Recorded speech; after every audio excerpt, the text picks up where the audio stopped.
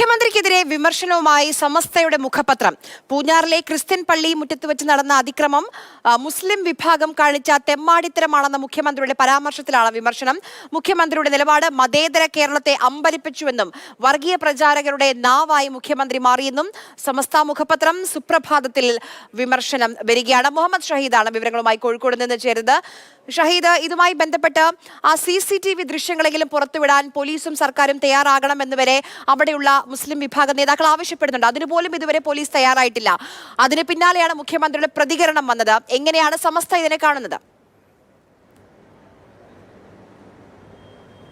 ആര്യ, കഴിഞ്ഞ ദിവസം തിരുവനന്തപുരത്ത് സമുദായ സംഘടനാ നേതാക്കന്മാരുമായുള്ള ചർച്ചയിലാണ് ഈ വിഷയം ഒരു സമുദായ നേതാവ് ഹുസൈൻ മടവൂർ ഉന്നയിച്ചത്. അതായത് ഈ പൂഞ്ഞാർ സംഭവവുമായി ബന്ധപ്പെട്ട് മുസ്ലിം വിഭാഗങ്ങളെ തെരഞ്ഞുപിടിച്ച് പോലീസ് വേട്ടയാടുന്നു എന്നുള്ളതായിരുന്നു പരാമർശം.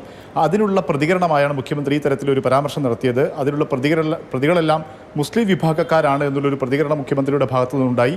ഇതിനെതിരെയാണ് ഇപ്പോൾ സമസ്ത മുഖപത്രം രംഗത്ത് വന്നിരിക്കുന്നത്. വർഗീയവാദികൾ പറയുന്ന അതേ സ്വരത്തിലാണ് മുഖ്യമന്ത്രിയുടെ സംഭാഷണം അല്ലെങ്കിൽ പ്രതികരണം ഉണ്ടായിരിക്കുന്നത്. ഇത് മതേതര കേരളത്തെ അമ്പരപ്പിച്ചിരിക്കുകയാണ്. ഈ പ്രശ്നങ്ങൾ ഉണ്ടാകുന്ന സമയത്ത്, സംഘർഷങ്ങൾ ഉണ്ടാകുന്ന സമയത്ത് അതിൽ പ്രതികളെ മതം തിരഞ്ഞ് അങ്ങനെ വിശദീകരിക്കുന്നത് ഇത് കേരളത്തിൻ്റെ ഒരു മതേതര രീതിക്ക് ചേരാത്തതാണ്. ഇത് വർഗീയവാദികളുടെ സംഘപരിവാറിൻ്റെ രീതിയാണ്. അവരുടെ നാവായി മുഖ്യമന്ത്രി പ്രതികരിക്കുന്നു അല്ലെങ്കിൽ ആ തരത്തിൽ സംസാരിക്കുന്നു തുടങ്ങിയുള്ള വളരെ രൂക്ഷമായ വിമർശനമാണ് സംസ്ഥാന മുഖപത്രമായ സുപ്രഭാതത്തിൻ്റെ എഡിറ്റോറിയലിൽ ഇപ്പോൾ വന്നിട്ടുള്ളത്. സംസ്ഥാന നേതാക്കന്മാർ, SKSF-ൻ്റെ ഒക്കെ നേതാക്കന്മാർ എഡിറ്റോറിയൽ ഷെയർ ചെയ്തുകൊണ്ട് വിമർശനവുമായി രംഗത്ത് വരികയും ചെയ്തിട്ടുണ്ട്.